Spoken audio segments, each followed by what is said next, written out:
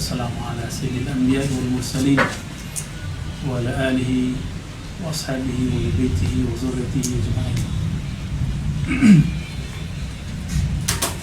Sahabat-sahabat dimanapun berada, terutama Ustaz Muhammad Israfil, CEO Pintar Melaka, dan juga Ustaz Muhammad Zulhelmi, dan jamaah dimanapun berada, semoga dalam ridha Allah, dalam penjagaan hafaznya Allah Subhanahu wa Ta'ala, kami dari Indonesia tetap mendoakan kita sama-sama semoga dalam penjagaannya.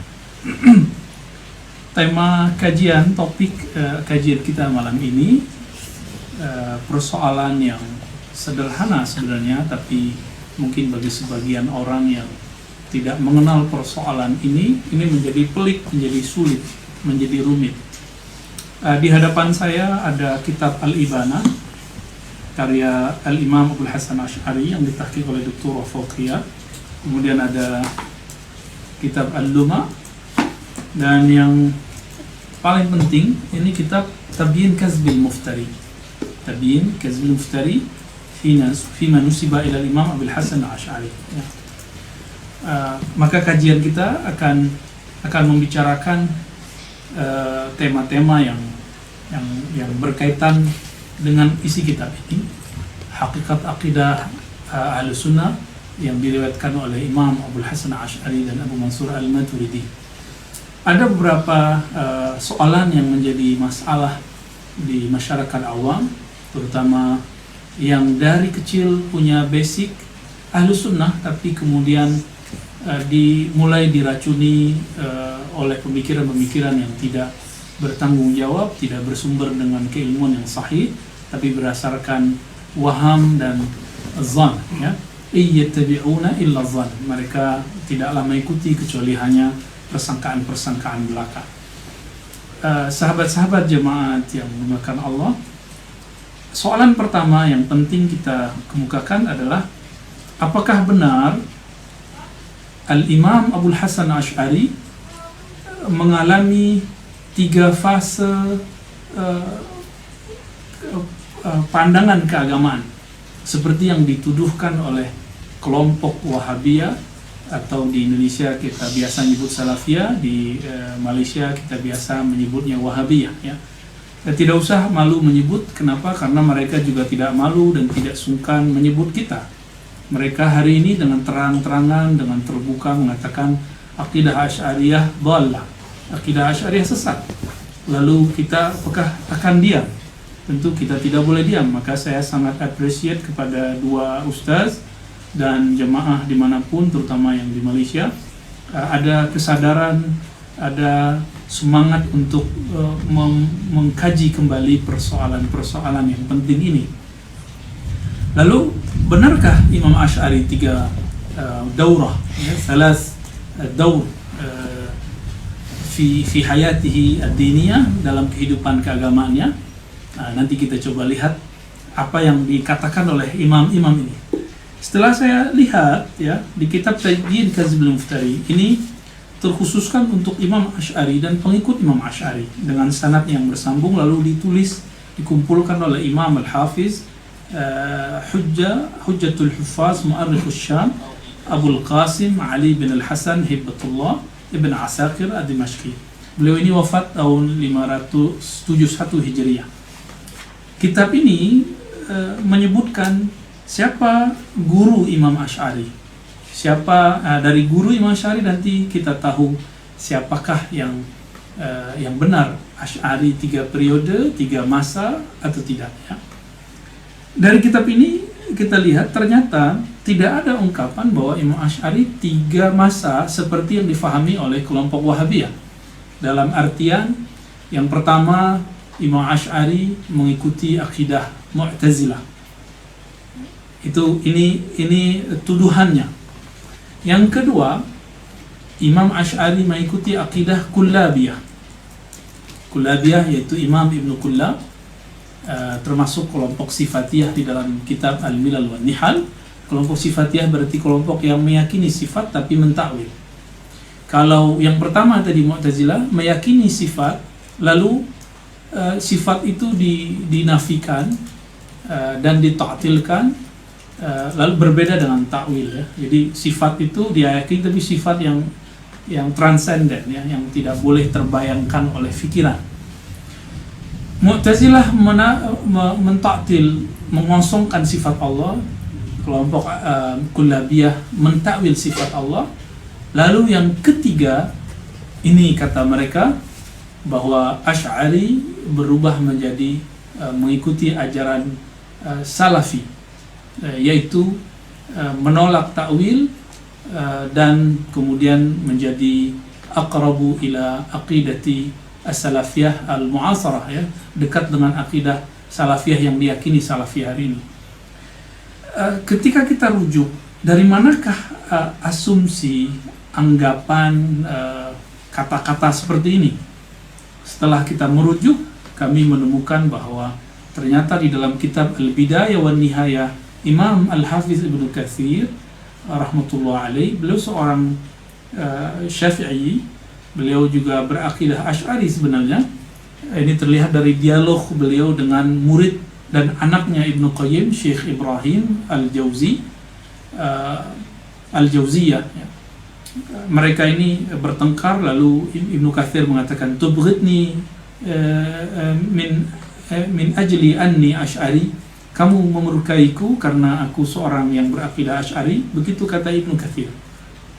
Lalu apa kata Ibrahim bin Al-Jauziyah ya? Kata beliau, "Man yusaddiquka bi annaka Asy'ari wa syaikhuka Ibnu Taimiyah." Siapa yang percaya kalau kamu masih Asy'ari sedangkan gurumu adalah Ibnu Taimiyah? Nah, Ibnu Katsir meskipun beliau hidup di bi'ah komunitas Asy'ariyah, tapi beliau juga mengambil pemikiran pemahaman dari Syekh Ibnu Taimiyah yang wafat 708 Hijriah. Di sana di kitab Al-Bidayah wan Nihayah, Ibnu Katsir yang ahli hadis biasanya beliau tidak pernah menyebutkan suatu soalan kecuali suatu data, kecuali ada sanadnya, ada silsilah sumber rujukannya, terkecuali masalah ini. Hatta masalah Israiliyat itu beliau menyebutkan sanadnya, tapi untuk soalan ini beliau tidak menyebutkan sanadnya, hanya mengatakan qila, dikatakan, diriwayatkan, tapi tidak ada riwayatnya. Bahwasannya Asy'ari ada 3 periode ya, salah marahil atau duar atau daur ya. Apa itu? Pertama sebagai seorang Mu'tazilah, lalu Kullabiyah, lalu menjadi akidah Salafiyah. Tetapi perkataan Ibnu Katsir ini tidak dapat dikonfirmasi dan tidak bisa dibuktikan. Kenapa? Sejarah tidak bisa dikatakan dengan pendekatan istiqra'i, induktif. Tidak bisa kemudian dengan qiyas, tapi harus dengan data, harus menggunakan hujjah, referensi yang kuat. Referensinya tidak ada, maraji'nya tidak ada, bahwa Asy'ari 3. Namun sahabat-sahabat menekan Allah, ada yang menarik dalam muqaddimah kitab Al-Ibanah yang ditahqiq oleh Dr. Fauqiyah Hussein Mahmud. Beliau mengajar di Jamiah Ain Syams di Kairo. Apa kata beliau? Kalau kita mau terima bahwa Asy'ari mempunyai 3 periode, maka yang dimaksud 3 periode bukanlah seperti yang dibayangkan oleh kelompok Wahabiyah. Tapi yang dimaksud adalah sebagaimana beliau sebutkan pada halaman 28 ya. Beliau menyebutkan yang pertama dari masa kecil sampai beliau anak-anak ya. Ini beliau berakidah Ahlus Sunnah, akidah ayahandanya Syekh Ali Syekh Ismail ya, Syekh Ali ya. Kemudian yang kedua berpindah menjadi Mu'tazilah, dan yang ketiga kembali lagi kepada Ahlus Sunnah. Dan ini sesuai dengan riwayat mimpi-mimpi beliau yang disebutkan dalam kitab At-Tabyin Kazbil Muftari, bahwa Nabi berkata ikuti. Jika demikian, ini tidak disebut sebenarnya 3 periode, tapi beliau hanya 2 kali. Ya, Mu'tazilah, Ahlus Sunnah, selesai. Nah, suatu kali Imam Abul Hasan Asy'ari, beliau diuji oleh jamaah di dalam kitab Tabyin Kazmul Muftari halaman 90. Ada orang bertanya, arafna tabahhuraka fi ilmil kalam. Kami sangat mengerti Anda ini sangat alim, sangat menguasai ilmu kalam. Tapi kami ingin menguji Anda, ingin tahu apakah Anda ini Abul Hasan Asy'ari juga mengerti ilmu fikih. Di saat itu sahabat-sahabat yang berkata Allah, ahli fikih harus ahli hadis. Dia harus mengerti, wajib mengerti sanad. Tidak boleh seseorang menyebutkan suatu amalan kecuali dia sebutkan berikut dengan sanad-sanadnya dari fulan, dari fulan, dari fulan. Kita sebut silsilah dalam bahasa kita. Lalu dalam halaman 90 dikatakan bahwa Imam Asy'ari mengatakan, sal amma syi'ta. Baik, tanyalah apa yang engkau mau. Lalu orang itu bertanya, ma taqulu fi shalah bi ghairi fatihatil kitab. Apa pendapatmu mengenai salat tanpa baca Al-Fatihah? Ini maksudnya baik sendiri ataupun kita bersama imam. Ada imam, kita jadi makmum. Apa jawaban beliau? Coba perhatikan lafaz hadisnya. Wa bila qala akhbarana Zakaria ibn Yahya as-Saji qala anba'ana Abdul Jabbar qala anba'ana Sufyan as-Thawri qala haddathani az-Zuhri an Mahmud ibn Rabi' an Ubadah ibn Samit an Nabi sallallahu alaihi wasallam qala la salata liman lam yaqra bi Fatihatil Kitab.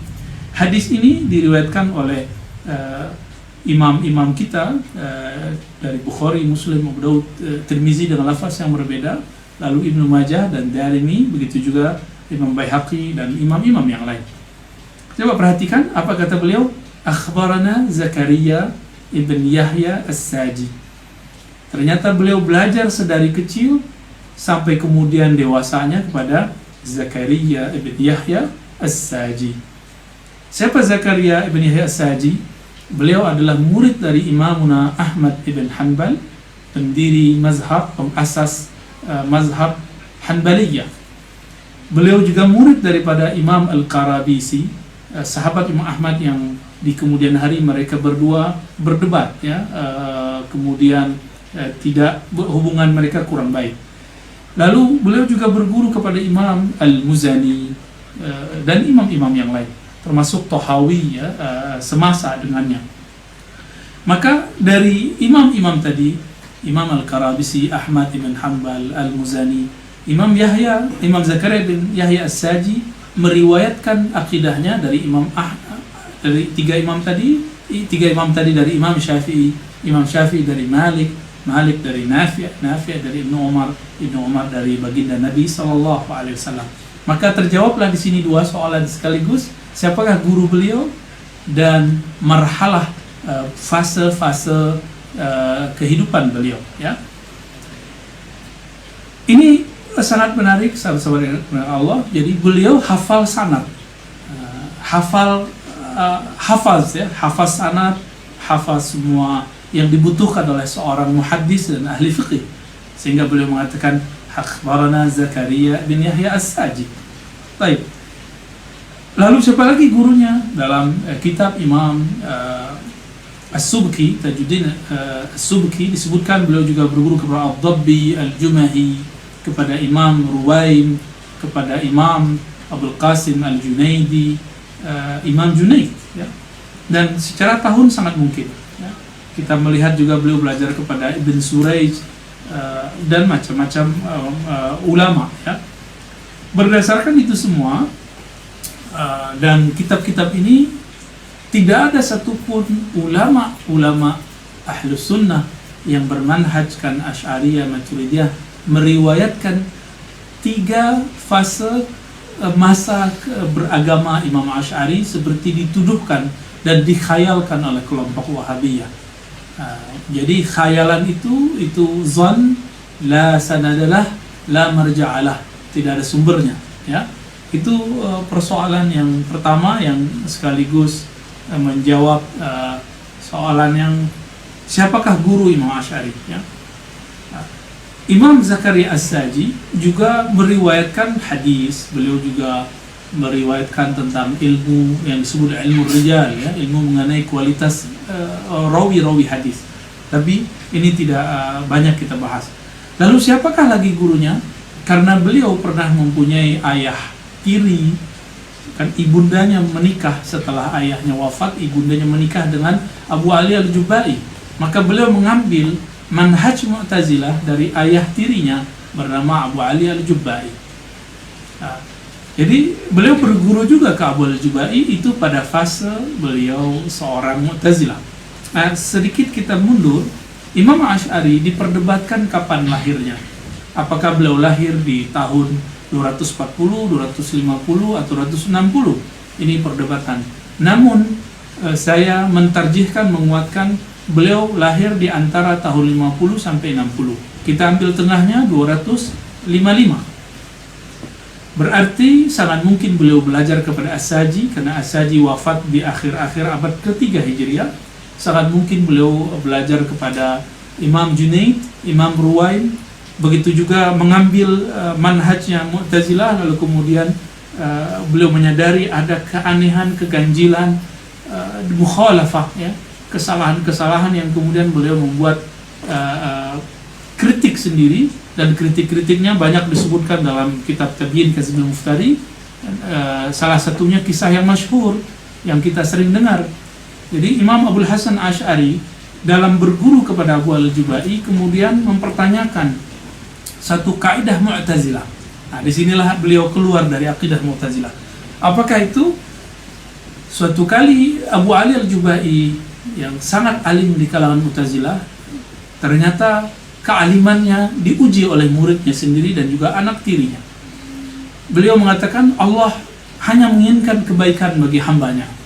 La yuridu illa salah wal khair. Hanya kebaikan.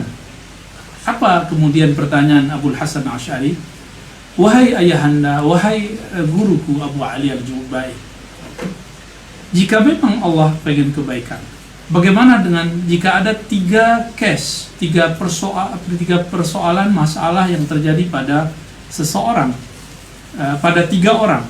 Yang pertama, seorang yang boleh kita sebut dengan anak kecil, ya. Anak kecil mati, kemudian dia dimasukkan ke dalam surga, tapi surganya rendah, ya. Yang kedua, seorang yang mukmin, dia meninggal di saat dia dewasa, lalu Allah masukkan dia ke dalam surga. Dan yang ketiga, seorang yang kafir ketika meninggal dalam keadaan kufur di masa dewasanya, tuanya, maka Allah masukkan dia ke dalam neraka. Lalu bertanyalah anak kecil yang masuk surga, tapi surganya sangat rendah, surga yang sangat biasa. Apa kata anak kecil ini? Ya Rabb, wahai Tuhanku, kenapa engkau wafatkan aku di masa kecil sehingga aku mendapatkan surga yang rendah? Apa jawaban Allah? Ini pengandaian Imam Asy'ari di hadapan gurunya, di hadapan Abu Ali Al-Jubai. Apa kata beliau? Allah akan menjawab, kata Asy'ari. Aku tahu, kata imamnya Mu'tazilah tadi, Abu Ali Al-Jubai, jika engkau berumur panjang, aku tahu engkau akan mati dalam keadaan kufur. Maka anak kecil tadi diam. Lalu yang kedua bertanya, yang ketiga bertanya, yaitu orang kafir yang Allah biarkan dia hidup sampai tua lalu wafat dalam keadaan kufur. Apa kata orang kafir ini? Ya Rabb, jika engkau tahu bahwa aku ini tuanya pasti kafir, kenapa engkau membiarkan aku hidup? Tidak engkau matikan seperti orang yang pertama. Walhasil kemudian Abu Ali Al-Jubai sakata, tidak dapat menjawab. Disitulah kemudian mulai Abul Hasan Asy'ari meragukan gurunya sekaligus ayahanda tirinya. Itu baru satu kisah, masih ada kisah ru'yatullah, melihat Allah, kisah mengenai tentang takdir dan segala macamnya, tentang Al-Quran makhluk atau Al-Quran tidak makhluk. Banyak perdebatan-perdebatan antara mereka, ya. Maka Abul Hasan Al-Asy'ari merumuskanlah akidahnya dalam kitab Al-Ibana. Cuma sayang sekali manuskrip atau naskah-naskah yang ada itu yang paling bagus itu naskah yang kemudian dikumpulkan oleh Dr. Fauqiyah Hussein Mahmud. Sayangnya masih ada satu saja kesalahan di sini. Selebihnya sudah sesuai dengan kaidah Imam Asy'ari yang kita kenal, bahwa beliau mengatakan istiwa, Allah nuzul, Allah bersemayam tapi bukanlah bertempat, Allah turun tapi tidak berpindah. Kenapa? Dia tidak benda, dia bukan jisim. Karena dia bukan jisim, bukan jirim, maka perpindahannya bukanlah perpindahan tempat, ya. Turunnya bukan dari atas ke bawah, istiqrar, istiwanya bukanlah dengan duduk dan bersentuhan dengan aras. Yad, kata yad bukanlah yad anggota tubuh.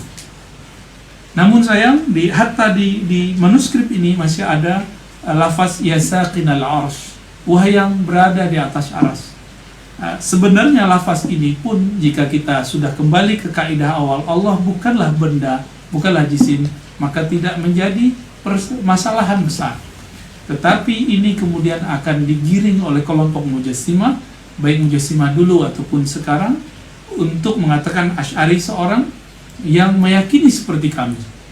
Ternyata di teks yang lain kalimatnya bukan yasakinal ars tapi yasakinas sama, wah yang tinggal di langit.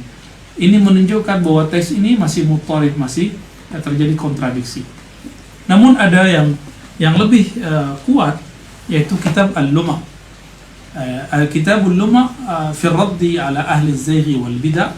Ini juga ditulis oleh beliau, dan di sini beliau membolehkan takwil, sedangkan di kitab Al-Ibanah beliau memilih tafwid, menyerahkan makna hanya kepada Allah Subhanahu wa taala.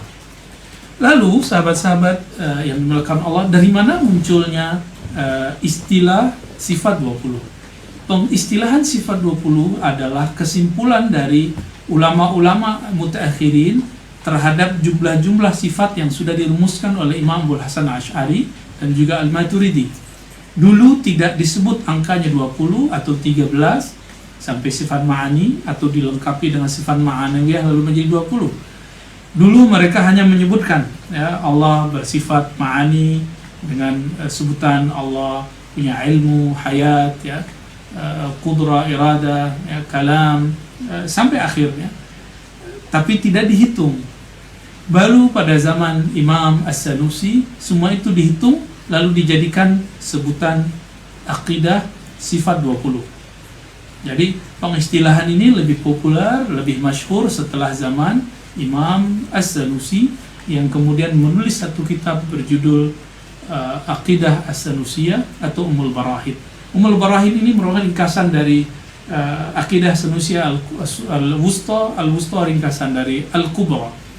Silakan lihat kajian tahqiq daripada Syekh Dr. Said Foda dari negeri Syam. Beliau dengan sangat bagus, dengan sangat jayyid mentahqiq kitab-kitab tersebut, ya.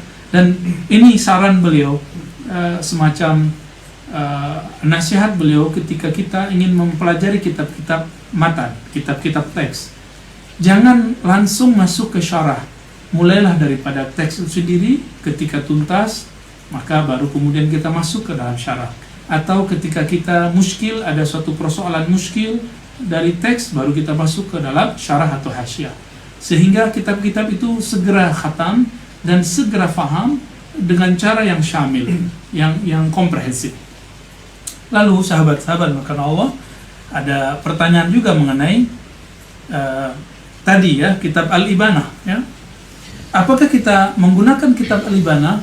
Ya, kita menggunakan kitab Al-Ibanah karena beliau di sana jauh dari kalam tajsim, menjisimkan Allah, kecuali satu lafaz yang tadi, ya sakinal arsy, ya sakinas sama. Selebihnya jika kita buat persentase 99,9%, ya, 99% itu tidak ada masalah. ya. Namun manhajnya apa? Manhaj tafwid, menyerahkan makna kepada Allah tanpa tasbih, tanpa takyif, ya, tidak menyerupakan, tidak mengtakyifkan. Nah, inilah yang kemudian disenangi oleh Ibnu Taimiyah, disenangi oleh Ibnu Qayyim, maka dinukil kembali dalam kitab Darut Ta'arud yang dikarang oleh Ibnu Taimiyah. Setelah itu, apakah yang menjadi perbedaan antara Abul Hasan Asy'ari dan Imam Abu Mansur Al-Maturidi? Nah, sahabat-sahabat yang mampu baca kitab, silakan baca kitab ini, ya. Masail Ikhtilaf Bainal Asy'ari wal Maturidiyah, karya ulama di masa Turki Utsmani, namanya Ibnu Kamal Bashar. Di sini beliau menyebutkan perbedaan istilah yang digunakan oleh Al-Imam Asy'ari dan Maturidi sebanyak 12 persoalan, ya. Nah, di luar itu tidak banyak persoalan yang penting, ya, perbedaan antara mereka sudah dianggap tidak ada. Ini hanya ikhtilaf lafzi. Salah satunya perbedaan mengenai istilah takwin. Sahabat-sahabat makan Allah, Imam Asy'ari menganggap takwin itu sifat fi'liyah. Sifat fi'il, perbuatan, berkaitan langsung dengan alam. Alam itu hadis baru dan berubah-ubah, maka takwin itu disebut sifat hudus, sifat baru. Sedangkan bagi Imam Maturidi, takwin itu seperti kudrah iradah, bahkan bagian dari kalam Allah qadim. Ini perbedaan lafzi saja di antara mereka, dan tidak membuat mereka ini berbeda satu sama lain. Jika kita boleh membagi bahwa jika di fikih ada usul furu', maka dalam akidah juga ada usul, ada furu', ada pokok, ada cabang, ada canggahannya. Ada mungkin kalau bahasa Melayu cawangan, ya. Jadi ada ada usul, ada furu'. Usulnya tidak ada perbedaan, bahwa mereka sepakat laisa kamitsli syai', ya, tidak mentajisimkan, tidak menyerupakan Allah, tidak mentakyifkan Allah. Kemudian mereka berbeda dalam mustalahat. Wajar. Kenapa? Imam Asy'ari dari Basrah pindah ke Baghdad. Baghdad waktu itu menjadi kota besar, ya, seperti Kuala Lumpur di Malaysia, seperti Jakarta di Indonesia. Kita menyebut ibu kota, Asimatul Bilad, ya. Sedangkan Imam Maturidi, beliau berada di Samarkand, Bukhara, jadi Uzbek. Walaupun di sana ada semacam distrik atau provinsi, namun tidak seramai Baghdad, maka perdebatannya berbeda. Lalu beberapa orang menganggap Al-Maturidi lebih dekat ke Mu'tazilah. Tidak juga, ya. Yang paling faham Mu'tazilah ada Imam Asy'ari, karena beliau hampir 40 tahun berakidah Mu'tazilah lalu meninggalkannya. Karena beliau sangat memahaminya dengan baik, jawaban-jawaban hujjah-hujjah yang dikemukakan oleh Imam Asy'ari ketika ingin mendebat dan mengalahkan kelompok Mu'tazilah ini lebih relevan, lebih kuat, lebih berhujjah, lebih sahih. Bukan berarti yang disampaikan oleh Imam Maturidi itu salah. Baik, sahabat-sahabat yang melakukan Allah, lalu kemudian kembali ke persoalan awal. Apa yang harus kita lakukan ketika masih ada orang menuduhkan Imam Asy'ari 3 periode, 3 fase? Apa yang harus kita lakukan? Dalam kaidah tarikh, ilmu tarikh, tidak boleh kita beropini, tidak boleh kita berspekulasi, membuat spekulasi, membuat semacam waham-waham, zan, ya, asumsi-asumsi, kecuali menggunakan data, ya. Maka kita tanya kepada mereka, sebutkan datanya, data dari muridnya, dari murid dan setelah muridnya. Bukan hanya dari manuskrip yang manuskrip itu sudah ternodai oleh tangan-tangan orang-orang yang ingin mengalihkan nama Imam Abul Hasan Asy'ari kepada nama yang tidak baik. Imam Abul Hasan Asy'ari dicaci maki oleh seorang namanya Al-Ahwazi, ya. Al-Ahwazi ini mengatakan Asy'ari tidak dikenal sebagai ahli ilmu, tidak mengerti hadis. Itu sebabnya opini-opini yang tadi juga sudah terjadi di masa Imam Ibnu Asakir. Ibnu Asakir kemudian menjawab persoalan itu, jadilah satu kitab. Apa komentar Imam Subki? Seandainya Ibnu Asakir mau, tentu dia menulis kitab ini lebih tebal dari kitab ini. Cuma sayang, Ibnu Asakir hanya menulis sedikit saja. Setebal ini masih dianggap sedikit. Ya. Kita baru membaca artikel pendek, sudah merasa sangat alim. Ya. Sahabat-sahabat maka Allah, tanya saja kepada mereka, coba sebutkan buktinya. Jangan hanya menggunakan manuskrip Al-Ibanah yang antara satu manuskrip itu berbeda dengan yang lain. Kalaupun mereka kemudian bersikeras mengatakan kita gunakan Al-Ibanah, baik, kita baca kitab Al-Ibanah dan kita bisa adu antara satu teks dengan teks yang lain. Seperti yang saya katakan di awal, bahwa Abul Hasan Asy'ari hanya menyebutkan kalam ini yang dipersoalkan oleh beberapa masyayikh kita, ya sakinal arsy atau ya sakinas sama, selebihnya mengikuti akidah Ahlussunnah. Ya, tidak ada persoalan. Ya. Yang benar bukan ya sakinal arsy, ya, tetapi ya rabbal arsy. Maka saya melihat, membandingkan, tidak mungkin seorang Imam Asy'ari silap keliru dalam persoalan yang sangat penting ini.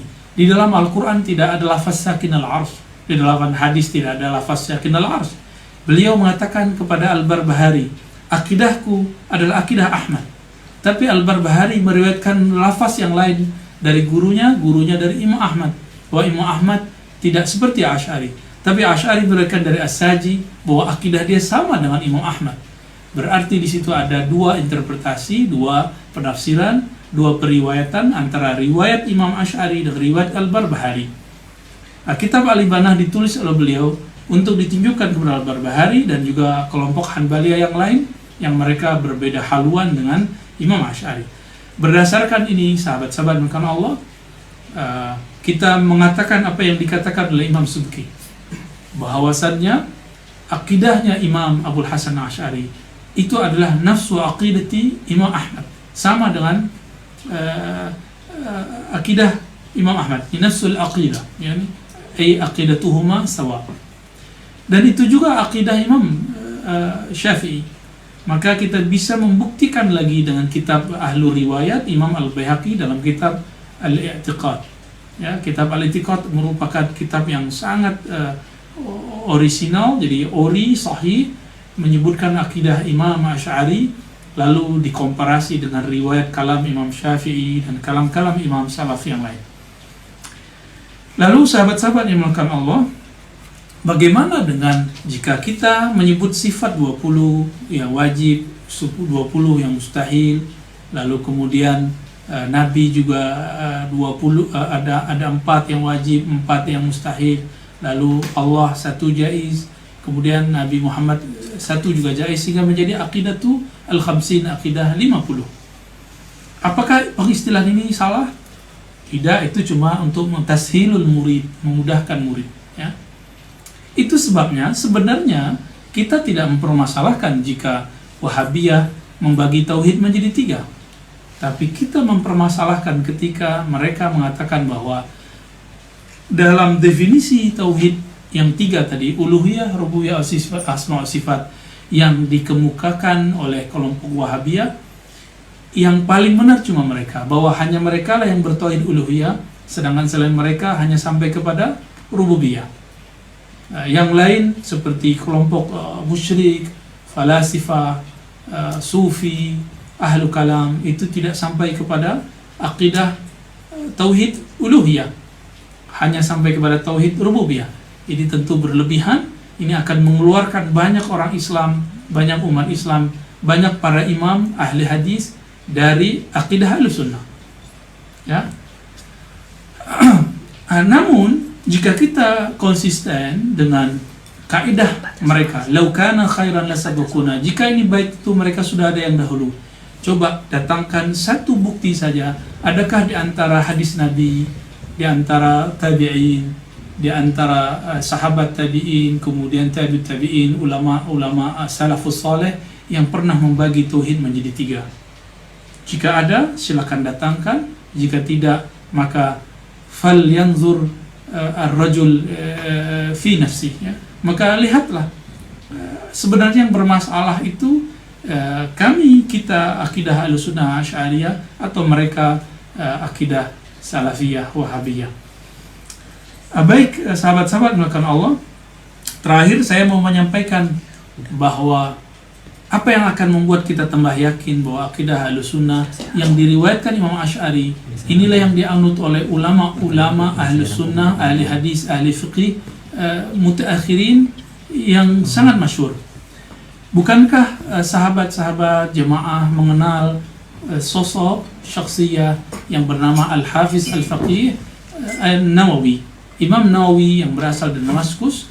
Beliau penulis kitab Arba'in, pengarang kitab Riyadhus Shalihin.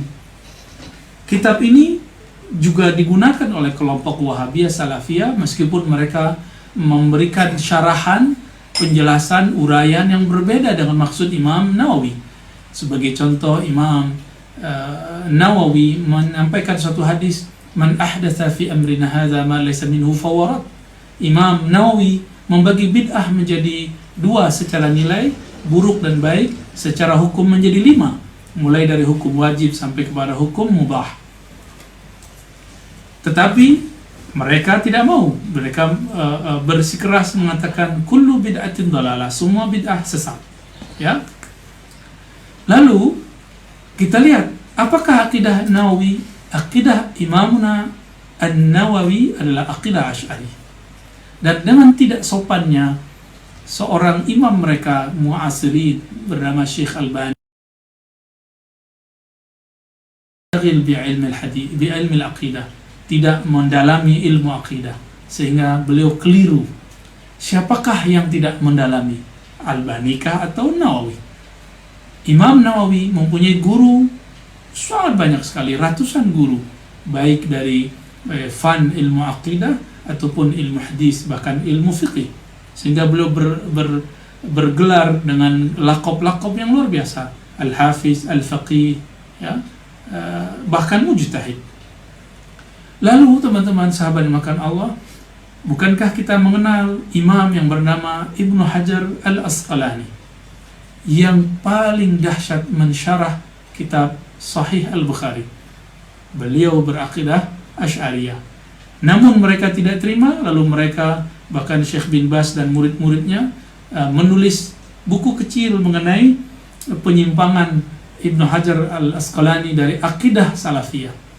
Tapi sebenarnya itu bukan penyimpangan, itulah apa adanya. Imam Asy'ari menjadi idolanya, menjadi ikutannya Imam Ibnu Hajar Al-Asqalani.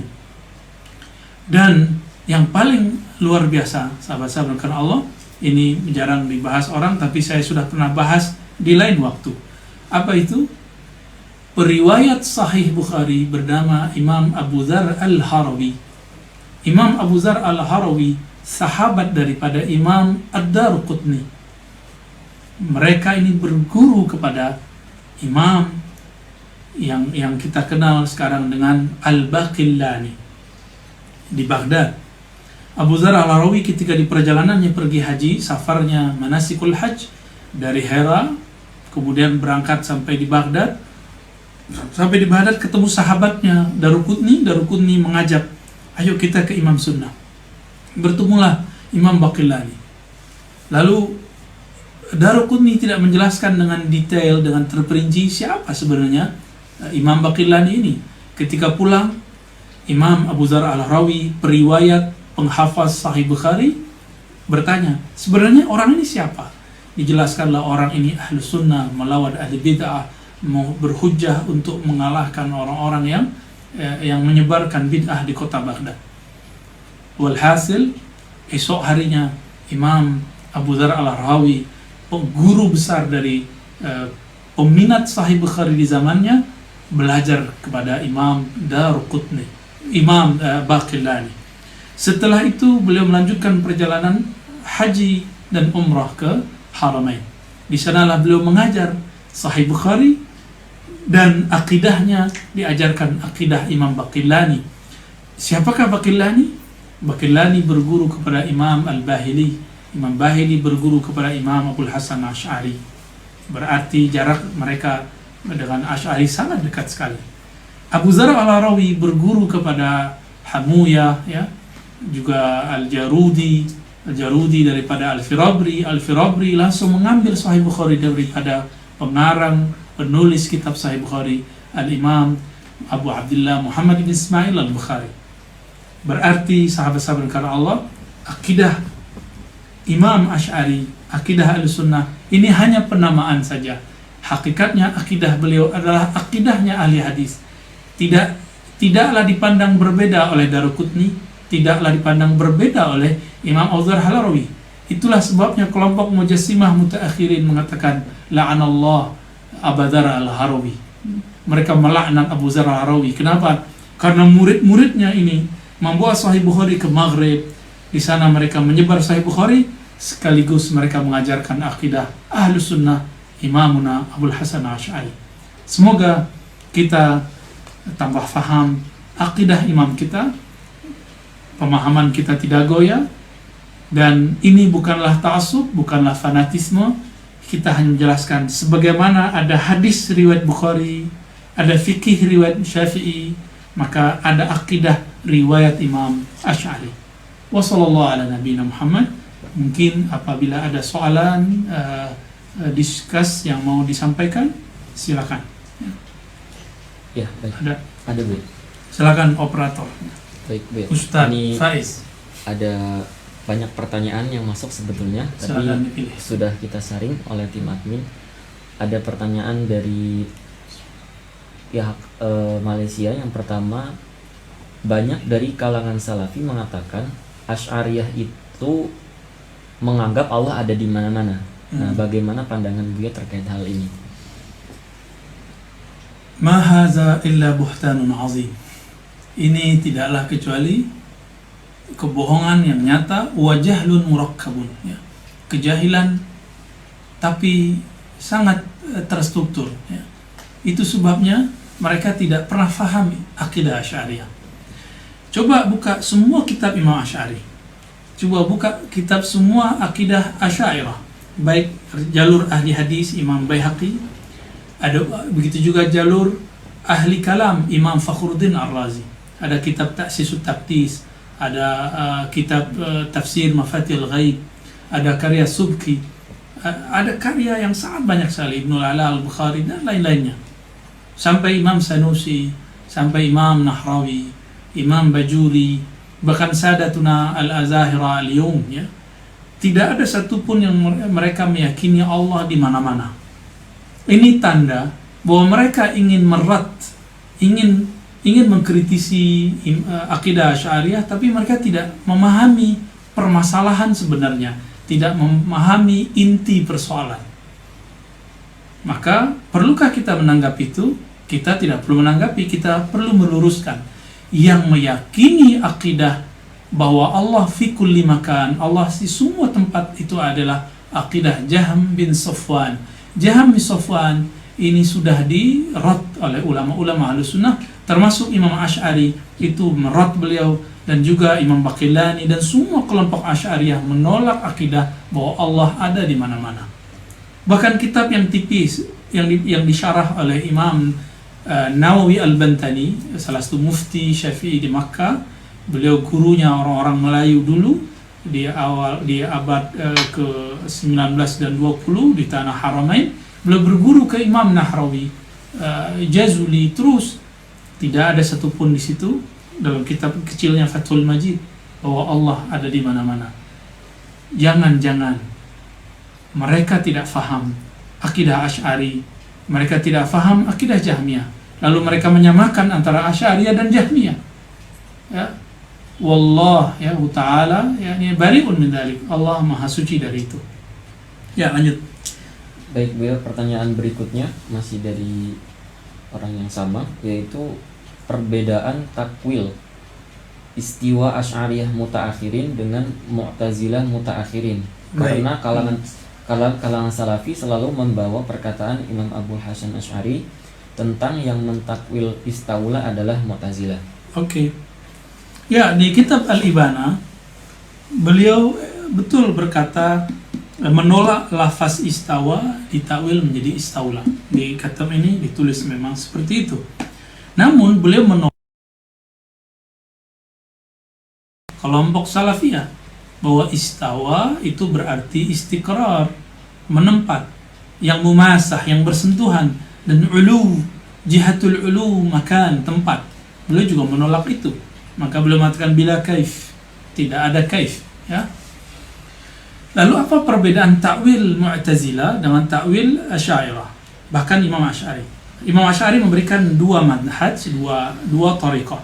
Karena dalam mimpi beliau bertemu Nabi, Nabi mengatakan unsur al-mazahib al-marwiyah anni. Bantulah mazhab-mazhab, bukan satu mazhab, yang diriwayatkan dariku.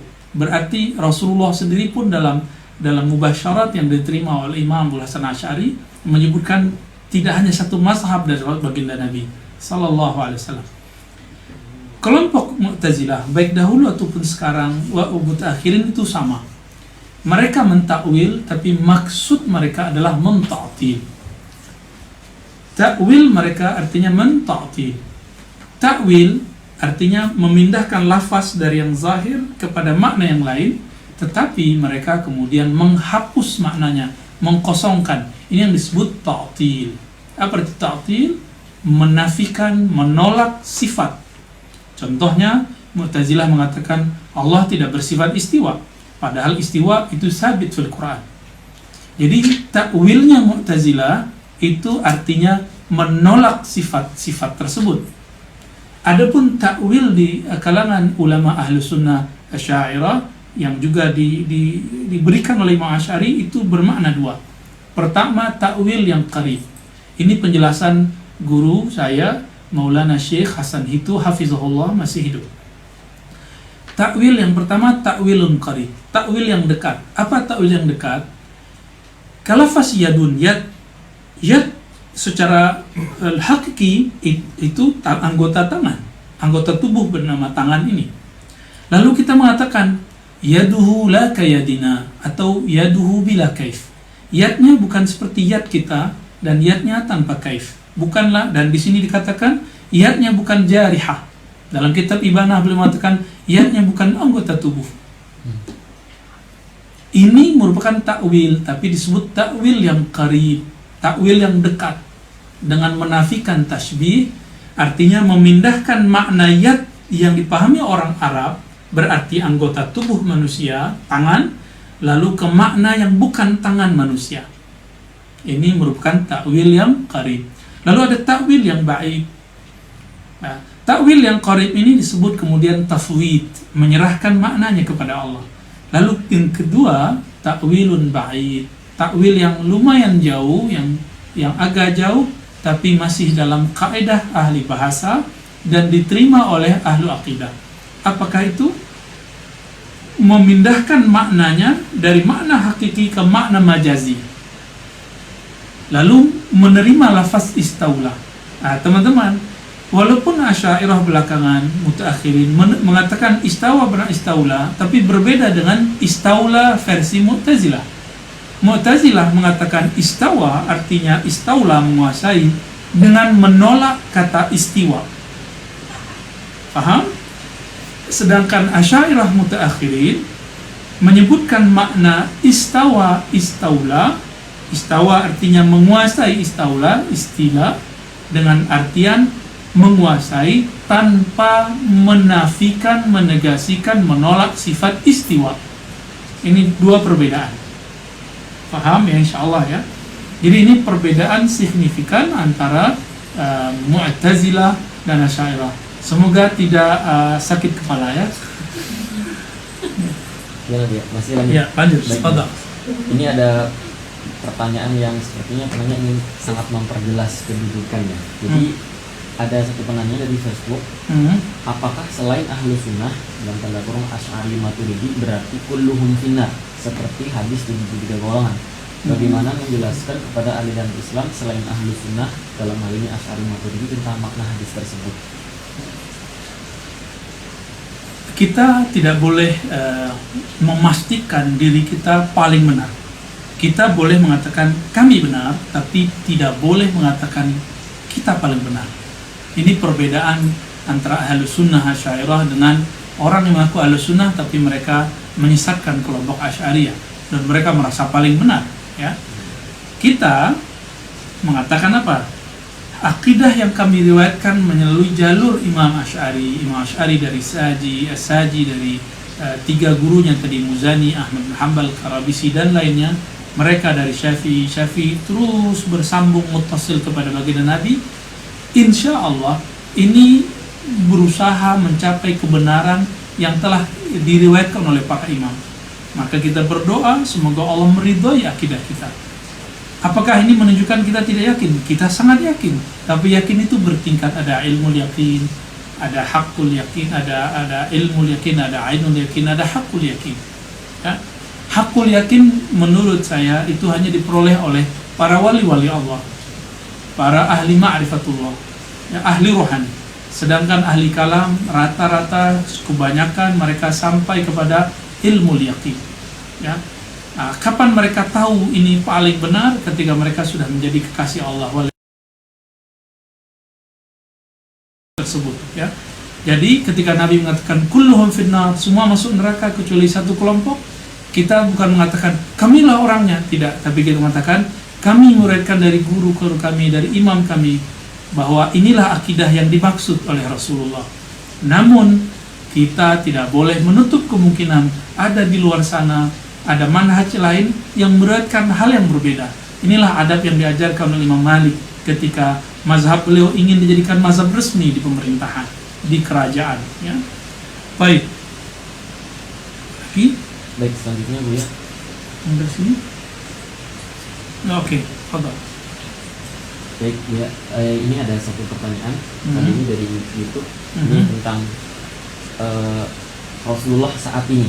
Jadi apakah benar pemahaman saya bahwa Rasulullah tidak pernah wafat secara hakikat? Berdasar Rasulullah adalah saksi bagi seluruh manusia. Ini penting pertanyaan. Dan siapapun yang mengucap salam kepada Rasulullah, maka Allah akan mengembalikan ruh Rasul ke dalam jasad. Sedangkan seperti sekian detik selalu ada umat yang bersalawat. Baik, bagus. Ini pertanyaan sudah masuk ke bab rohani, ya. Tapi ini berkaitan, beririsan dengan bab akidah. Sahabat-sahabat Allah, apakah Rasulullah betul-betul tidak wafat, tapi beliau masih hidup secara hakiki? Bagaimana menjawabnya? Secara jasadiah sudah sahih, sabit dan telah ditetapkan oleh ahli sejarah, ahli hadis, bahwa jasad Nabi wafat. Jasad Nabi sudah dikuburkan di tanah suci Madinah Al-Munawwarah. Lalu ketika di dalam Al-Quran dikatakan, jangan engkau katakan bahwa para syuhada itu mati, bal ahya, tapi mereka masih hidup. Jika para syuhada masih hidup, Nabi adalah sayyidus syuhada, adalah penghulunya para syuhada, tentu beliau lebih hidup lagi. Tapi teman-teman sahabat Allah, coba perhatikan baik-baik, hidup kita sekarang, hidup kita di dunia ini disebut dengan al-hayat ad-jasadiyah, kehidupan jasadi. Kehidupan jasad ini di dalamnya ada kehidupan ruh, ada kehidupan akli, akal, ada nafsiyah, ada jiwa.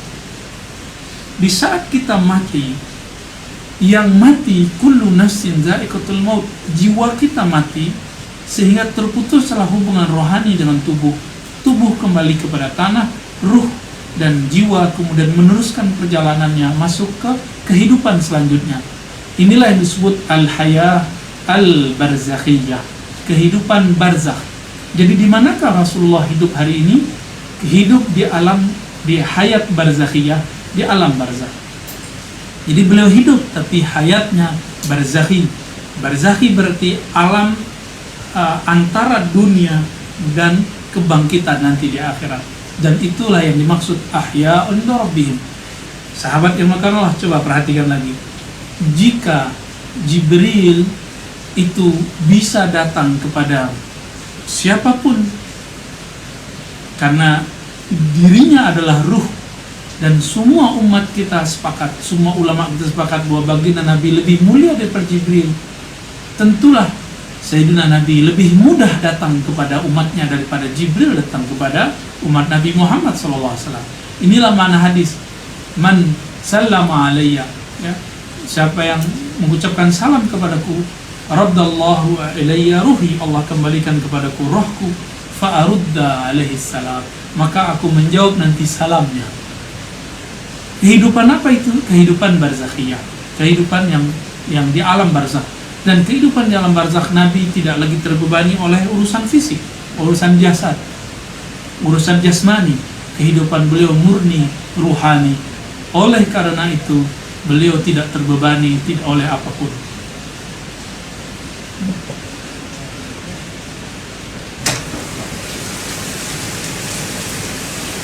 Ya. Baik ya, pertanyaan berikutnya.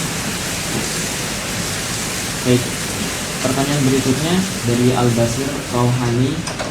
Kalangan Salafi banyak yang mengatakan Asy'ariyah benci ajaran salaf, salah satunya ketika Al-Mizzi mulai membacakan kitab Khalqu Af'alil Ibad karya Imam Al-Bukhari. Lalu di dalam kitab tersebut terdapat pasal tentang bantahan terhadap Jahmiyah. Kemudian berita itu sampai kepada Qadhi Syafi'i ketika itu, maka ia memerintahkan untuk menjebloskan Al-Mizzi ke dalam penjara. Bagaimana menurut pandangan beliau? Ya, Imam Al-Mizzi sebenarnya beliau versi Asy'ari yang tafwid, Asy'ari yang tidak mentakwil. Imam Al-Mizzi juga berfikih Syafi'i, namun beliau tidak tertarik kepada takwil, bahwa beliau ini mujassimah atau salafiyah, tidak. Jika ada yang mengatakan bahwa Asy'ari benci kepada Salafi, tidak. Hayhat, nahnu la nubghid ayya insan. Coba tanya kepada orang-orang yang berkira Asy'ariyah, yang Asy'ariyahnya sahih. Mereka tidak ada yang benci kepada Salafi. Saya, wallahi, saya tidak benci kepada Salafi. Saya tidak benci kepada Mu'tazilah. Saya tidak benci kepada Syiah. Kita berbeda. Kalau berbeda, maka kita saling mengkritik, saling berbeda. Apa yang salah dengan hal itu? Mungkin mereka yang salah paham ketika kita mengkritik disebut benci. Sejak kapan semua kritik harus disebut sebuah kebencian? Ya. Apakah kisah Imam Al-Mizzi ini kemudian menjadi legitimasi bahwa kitab Khalqu Af'alil Ibad ini sama dengan akidah Hanabilah?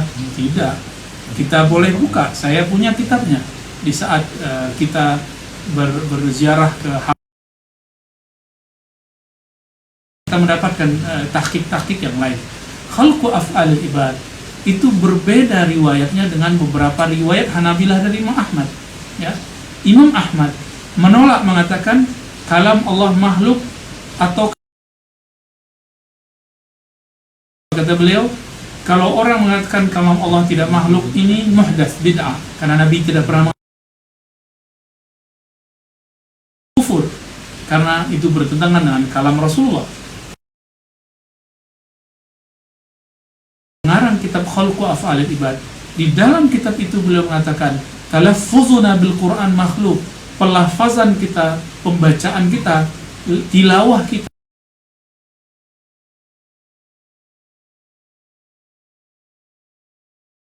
tapi dia pernah berguru ke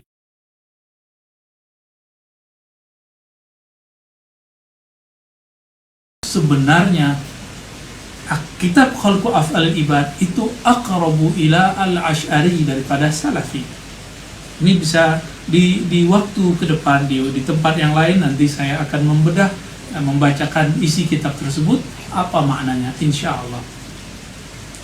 Masih ada? Masih ada, Bu ya? Tafadhol.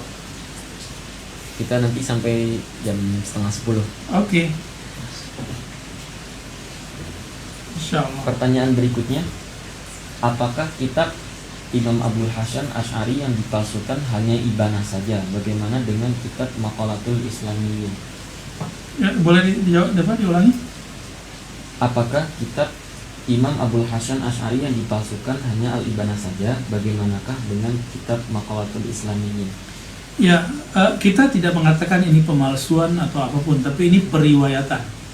Kitab al-ibanah sanadnya terputus. Jadi manuskrip kitab itu terputus, tapi ulama masih ada yang meriwayatkannya. Misalnya kita melihat dalam sabat, dalam sanad Imam Asy'ari, itu masih ada riwayatnya. Tapi sampai hari ini kita bertanya, itu riwayat terhadap manuskrip yang mana? Karena segala sesuatu ada nasabnya. Nasabnya kitab adalah sanad keilmuan dari guru ke guru. Jadi kita hanya mengatakan bahwa satu permasalahan yang pelik dari Al-Ibanah itu hanya kalimat ya sakinal arsy. Yang lain tidak ada persoalan. Dan ini besar kemungkinan kesalahan orang yang menulis atau orang yang mengimlakannya. Karena berdasarkan ayat Quran yang ada adalah wa rabbul arsyil azim, rabbul arsyil azim. Tidak ada lafaz sakinul arsyil azim. Jadi oleh karena itu jika ini diperbaiki, maka Al-Ibanah menjadi aman, tidak ada permasalahan berarti. Jadi kitab Al-Ibanah tetap sahih riwayatnya dari Imam Asy'ari, namun periwayatan naskahnya yang harus dikritisi, ya. Ya, dia ada lagi mengenai isbat kalamullah bi saut wal harf. Apakah dalam hal ini Imam Abu Hasan al-Asy'ari berbeda dengan Imam Ahmad dalam masalah ini? Mohon penjelasannya. Ya, Imam Ahmad ada trauma. Mungkin sahabat-sahabat tahu apa yang disebut trauma. Beliau itu mulai dari zaman Ma'mun, akhir hayat Ma'mun, karena Ma'mun dipengaruhi oleh Bishr al-Murisi, seorang Mu'tazilah yang mentaktil sifat Allah dan meyakini bahwa kalam Allah itu makhluk. Maka Al-Ma'mun mengatakan siapa saja, mana saja ada ulama yang mengatakan kalam Allah bukan makhluk, masukkan ke dalam penjara, diasingkan, ditaghrib. Imam Ahmad salah satu ulama muda saat itu yang diasingkan bersama dengan Yahya bin Ma'in, salah satu ulama ahli hadis yang dulu juga punya case masalah menyesatkan Imam Syafi'i. Baik. Lalu berganti Ma'mun, ada seorang khalifah namanya Al-Wasith, ya, Al-Mu'tasim. Lalu dari Mu'tasim ke Al-Wasith, dua-duanya sama-sama memenjarakan Imam Ahmad dan kawan-kawan Imam Ahmad yang meyakini bahwa kalam Allah bukanlah makhluk, kalam Allah itu qadim. Baru kemudian dibebaskan di zaman Imam Al-Mutawakkil di tahun 232. Bayangkan dari 218 sampai 232 Hijriah, beliau disiksa. Sehingga ditertanam dalam alam bawah sadar beliau bahwa membicarakan ini tidak boleh. Ini bid'ah. Lalu kita rujuk ke belakang. Di tahun 203 atau 204 Hijriah, dahulu Imam Syafi'i pernah mengirimkan surat kepada Imam Ahmad. Imam Syafi'i telah pindah ke Mesir. Apa yang terjadi? Imam Syafi'i menuliskan. Apa yang beliau katakan? Sampaikan kepada Ahmad, isbir ala mihnatil Quran. Sabarlah nanti engkau terhadap ujian mengenai Al-Quran makhluk atau tidak makhluk. 203 atau 204 surat ini terkirim. 218 baru terjadi. Jadi sekitar berapa tahun? 14 tahun baru terjawab jawaban dari mimpi itu. Dan mimpi itu diperoleh Imam Syafi'i dari Rasulullah. Rasulullah mengatakan sampaikan salamku ke Ahmad dan katakan ke Ahmad, isbir ala minhatil Quran. Dalam penafsiran Imam Ahmad membahas tentang kalam Allah itu adalah bid'ah. Mengatakan yang makhluk adalah kufur. Oleh karena itu Imam Ahmad tidak mau membahas, bukan berarti beliau menolak akidah kawannya namanya Karabisi. Al-Karabisi ini seperguruan dengan beliau dan sering tidur di rumah Imam Syafi'i. Apa kata beliau? Al-Quran itu tidak makhluk. Imam Ahmad mengatakan itu bid'ah. Lalu ada orang hasad, orang yang iri dengki ingin mengadu domba antara dua imam ini, akhirnya mereka bertengkar. Padahal mereka akidahnya sama, hanya berbeda ibarah. Ya. Imam Asy'ari meriwayatkan akidah ini dari As-Saji dan cenderung kepada Al-Karabisi. Sedangkan Al-Barbahari meriwayatkan daripada Imam Marwazi daripada Ahmad bin Hanbal, sikap yaitu sikap tidak membahas sama sekali. Jadi tidak ada pertentangan yang signifikan, yang asil dalam ikhtilaf antara apakah kalam Allah tidak berhuruf atau tidak bersuara. Ini bertentangan dengan akidah Imam Ahmad. Ya. Izin bertanya Bu ya, kenapa di kalangan Salafi memahami bila kaif dengan makna tanpa bertanya bagaimana? Apakah benar salaf memahami bila kaif seperti itu atau bagaimana? Bila kaif artinya bukan tidak bertanya. Bila kaif, apa arti kaif? Kaif, kalau antum belajar bahasa Arab, ana sa'altuka kaif haluk, berarti kaif itu pertanyaan mengenai hal, hay'ah. Kaif menunjukkan pertanyaan mengenai keadaan, kondisi, cara. Yang dimaksud oleh Imam Malik ketika beliau mengatakan al-istiwa ma'lum, istiwa itu sudah diketahui dalam bahasa Arab. Kemudian wal kaif anhu marfu, sedangkan kaif tata cara, keadaan itu semuanya sifat kebendaan, dan Allah marfu anhu, maha suci dari semua asumsi-asumsi itu. Itu maksud Imam Malik dalam riwayat Imam Baihaqi dan riwayatnya sahih. Wasu'al anhu bid'ah, ya. Pertanyaan mengenai itu bid'ah. Wal imanu bihi wajib, iman mengenainya wajib. Terjawab. Jadi kaif bukan larangan bertanya. Kalau itu larangan bertanya, kenapa kaif tidak boleh, lalu aina boleh? Aina di mana boleh? Ini kontradiksi, ya. Ikhtilaf. Baik. Ada lagi nih dia. Oi. Bolehkah kita menggunakan dua akidah tersebut, baik ahlul sunnah maupun salafi? Kayaknya berbarengan nih maksudnya dia. Wow. Satu paket. Satu paket. Paket spesial. Kalau akidah Asy'ari sebenarnya tidak mempermasalahkan orang meyakini akidah apapun, karena la ikraha fid din. Tapi masalahnya bagaimana antum akan menggabungkan dua akidah yang Salafi punya definisi bahwa akidah mereka bertentangan hitam putih dengan akidah Asy'ari. Bagaimana mungkin menjalankan ini sekaligus? Itu sebabnya saya pernah berjidal panjang dengan sahabat saya dan juga senior saya dulu. Mereka mengatakan kami mengajarkan 3 tauhid uluhiyah, asma wa sifat, tapi pemaknannya Asy'ariyah. Saya bertanya kembali, kenapa Anda tidak jujur mengajarkan sifat 20? Lalu menyisipkan akidah sifat 20 dalam akidah Ibnu Taimiyah yang 3 yang dia sebenarnya membatalkan akidah Asy'ari. Ini disebut dengan talbis. Jujur saja, jika kita memang sudah mengetahui mana yang aqrab ila shawab, aqrab ila al-haq, yang lebih dekat kepada kebenaran, kenapa kita takut dicaci dan ditinggalkan orang? La nakhafu lamata laim. Tidak usah takut ditinggal orang. Satu kebenaran pasti ada yang mengikuti, sebagaimana kesesatan pasti ada yang mengikuti. Jadi cukup ikuti satu saja, ya, dan hargai yang lain. Wallahu a'lam. Ini ada lagi Bu ya. Bagaimana pandangan Buya dalam akidah Salafi tentang makan adami yang menyatakan Allah di luar alam? Makan adami. Makan adami. Ya. Makan. Ya, ini pelan-pelan ya. Ini pertanyaannya sudah kayak orang yang ketemu 12 kali pertemuan ya. Mau dijawab? Dia penasaran. Keras. Mau dijawab? Oke.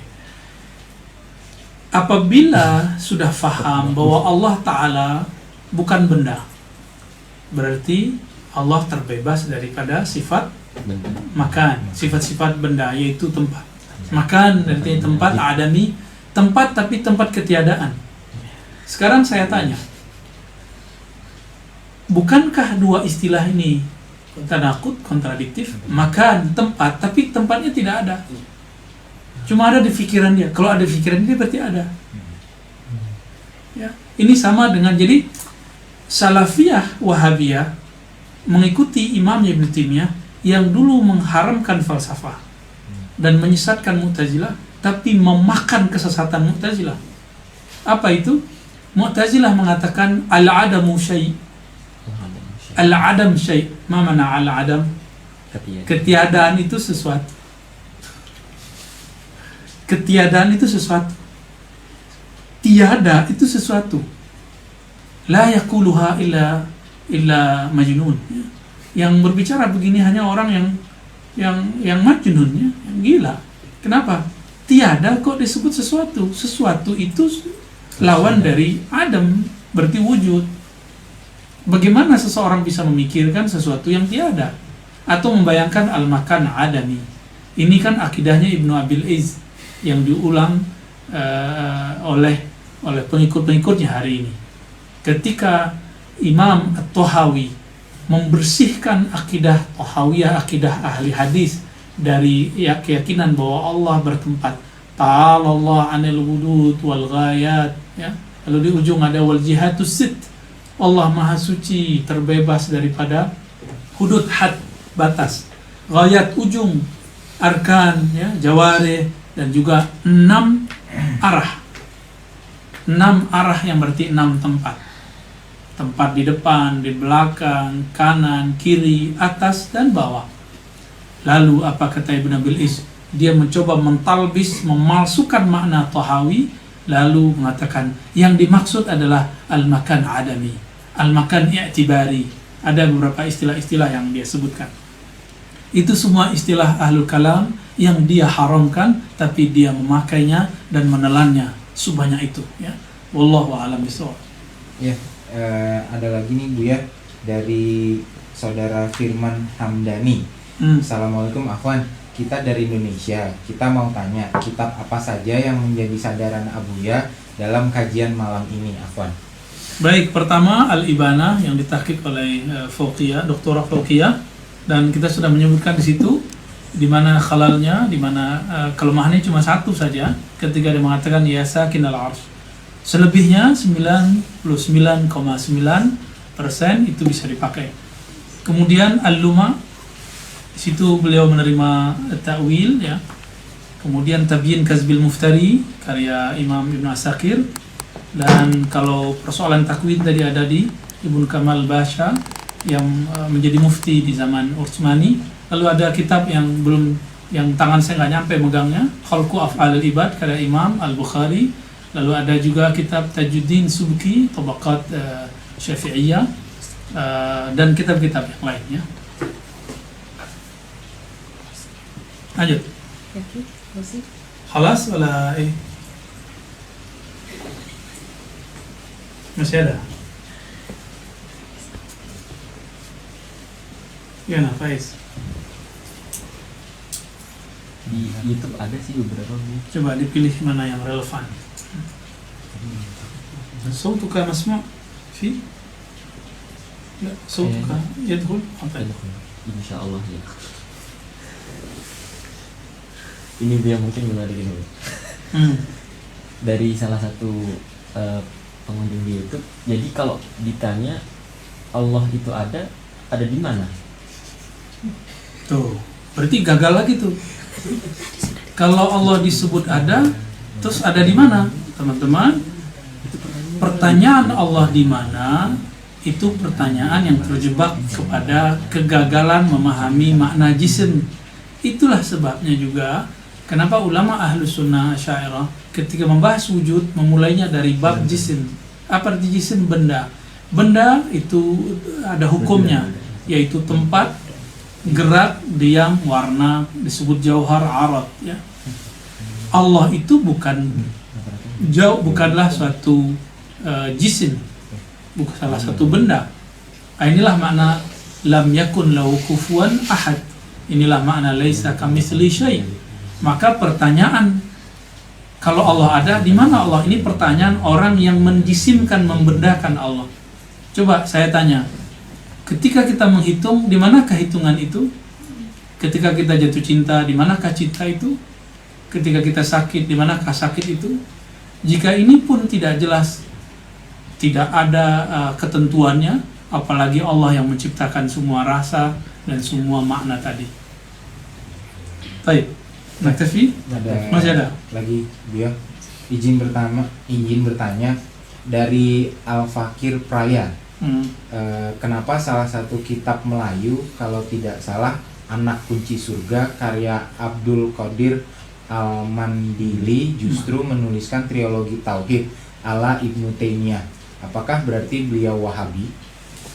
Ya betul, saya juga membaca waktu S2 ketika saya menulis tesis pasca sarjana yang postgraduate tahun 2009 saya menemukan tahun 2011 ya 2010-11 saya menemukan keganjilan itu. Ternyata keganjilan ini dimulai dari karya Mullah Ali Al-Qari. Mullah Ali Al-Qari, teman-teman, saya berkata Allah seorang sufi, tapi beliau bukan mutakhasis fi ilmu al-aqidah. Beliau ahli hadis, ahli fikih, tapi tidak mutakhasis fi al-aqidah. Lalu mensyarah kitab Al-Fiqhul Akbar. Beliau berhusnuzon kepada Ibn Abil Iz Al-Hanafi karena Mullah Ali Al-Qari seorang Hanafi. Lalu beliau menggunakan manhaj Ibn Abil Iz, tapi beliau tidak sadar Ibn Abil Iz ini adalah pengikut Ibn Qayyim pengikut Ibn Taimiyah. Beliau tidak faham dengan baik, tidak mentasawurkan dengan hubungan antara Ibn Abil Iz dengan Ibn Taimiyah. Dia mengira bahwa itu adalah akidah salaf. Yang salaf itu akidah Tohawi, adapun akidahnya Ibn Abil Iz sudah keluar bercanggah dari ajaran salaf. Oleh karena itu apa yang disebutkan Al-Mandaili, dia pun tidak mendefinisikan seperti definisinya kelompok salafiyah. Dia menggunakan istilah uluhiyah, rububiyah, asma wa sifat, tapi tidak dengan pemahaman salafi. Sebagaimana Mullah Al-Qari ketika mengambil tiga istilah itu, tapi definisinya dia kemudian jadikan definisinya sendiri. Itulah sebabnya beberapa ulama mentahzir Mullah Al-Qari, dan semoga Allah memaafkan Syekh Mandaili ya hal ini.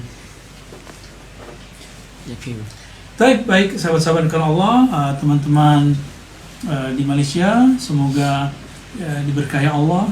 Barangkali itu yang dapat kami sampaikan. Jika benar itu anugerah dari Allah, jika salah itu kesilapan saya sendiri, saya minta ampun kepada Allah. Mari kita tutup dengan kafarah majlis. Subhanakallah wa bihamdika asyhadu an la ilaha illa anta astaghfiruka wa atubu ilaik. Assalamualaikum warahmatullahi wabarakatuh.